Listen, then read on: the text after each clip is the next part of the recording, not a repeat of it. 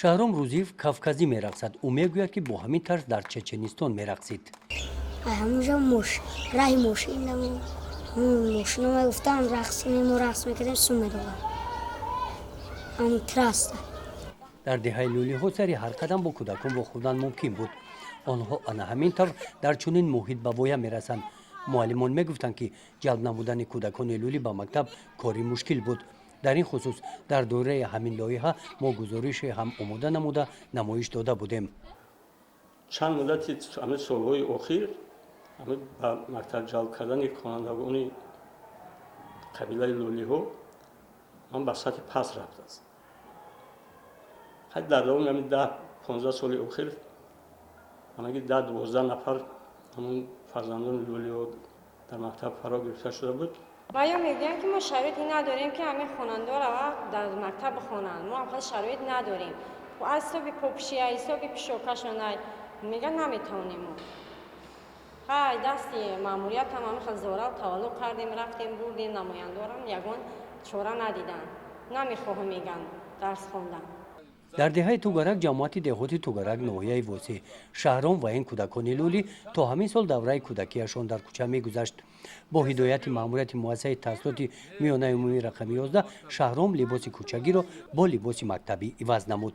ориф қосимов раиси маҳаллаи лӯлиҳо кӯдаконро барои омӯхтани хату савод ба мактаб сафарбар менамояд. мактабда ҳозир ака 14-15 таша додем. бисёр хуб шуд. мана хондесан бачаҳо ёд бигиранд хуб, ай бекор гаштана хуб.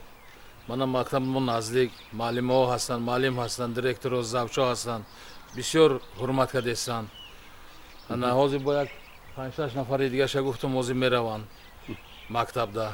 бисёр хуб шуд, ки мактаб мехонанд, мо ҳам хурсанд. дар ин деҳа соли 2019 ин кӯдакони лӯлӣ ба мактаб ҷалб карда шуданд. то ин муддат инҳо ҳар куҷо гашту гадоӣ мекарданд.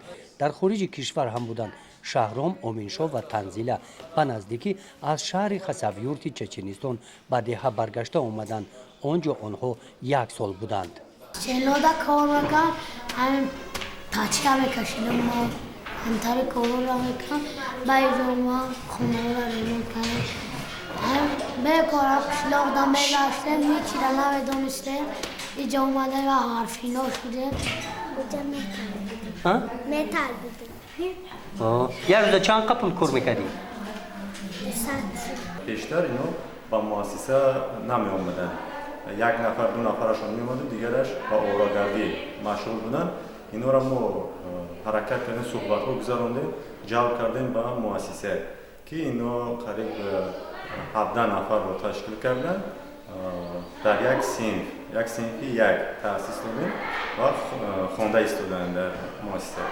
кӯдакони лӯлӣ 17 нафар синни соли аз 7 то 13 сола новобаста аз синни сол ба мактаб фаро гирифта шуданд. таҳсилро дар мактаб аз синфи 1 шурӯъ карданд. ма 13 сола. ҳарфора медонисти пештар? не пештар нами ҳарфора ягон ча намедонистм. боз иншоалло нами худо нам маълума монда иншоалло фута инам ҳамаша зиёд кинон дар додам. намиёро ягон ча намедонистам, инам ҳамаша медонам. фарзона холмат ва муаллим аст. аз муаллими аввали худ ин кӯдакон одоби салом додан, эҳтиром ба ҳамдигар ва моҳияти мактабро фаҳмиданд. хела хуб шидан ай омадагишон. омада навишнохтан, ҳарфа нависонда, ручкара қафида наметонистан, яъне дафтара аз чапу рост фарқ намекардан. ҳозир хела хуб шидан, дафтара метонанд, китоба аз дафтар фарқ мекунанд. дафтара китоб мегуфтанд, китоба дафтар мегуфтанд. ҳозир хела хуб шидан.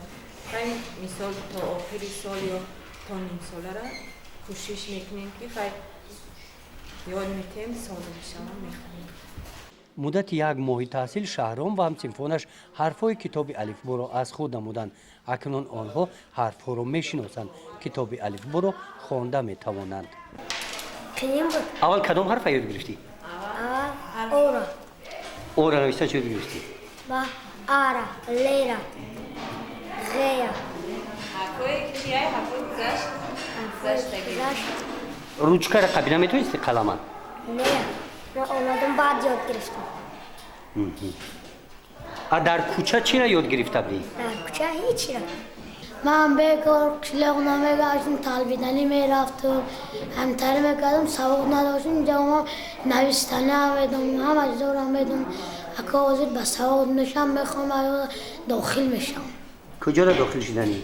اینجا هم با مامان هم داخل میشم خودت چی میخوای؟ من خودم میخوام که بنویسم بخونم یک داده یک سوال بتا که بدونم من میخوام که در آینده معلم شم یا اولادای خدمت دستتون. شهرام و همسنفانش مقصد دارند که مکتب را با دانش خوب ختم نموده در جامعه صاحب کسب و کاری معین میگردند.